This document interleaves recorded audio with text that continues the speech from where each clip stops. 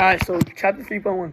How did the rise of extremism affect international relations? In this section, 3.1, how did the rise of extremism affect international relations? The main focus is on how the Great Depression led extremist governments and increased tensions between countries.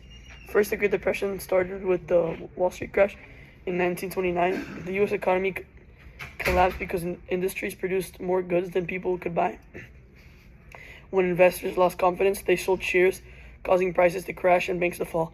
This did not just affect the U.S., other countries depended on American loans, so when loans stopped, their economies also collapsed.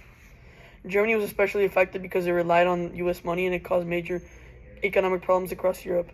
As trade declined, unemployment increased everywhere because people became poorer and lost trust in democratic governments. Many believed the governments were weak or unable to solve the economic problems. This created the perfect condition for extremist ideologies like fascism and communism to grow. At the same time, middle-class people feared revolution and social disorder. Because of this, they supported strong leaders who promised stability and control. This helped extremist leaders gain power in countries like Germany, Italy, Japan, and Spain. For example, Adolf Hitler rose to power in Germany by promising to fix economic problems and restore national pride. He became chancellor, I don't know how to say it, in 1933 and quickly created a dictatorship.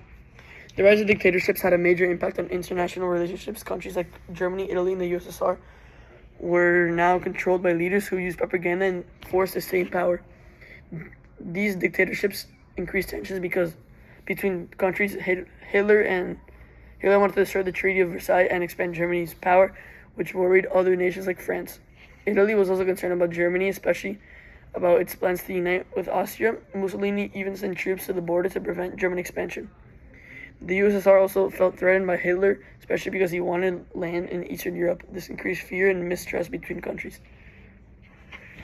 Overall, the rise of extremists made international relations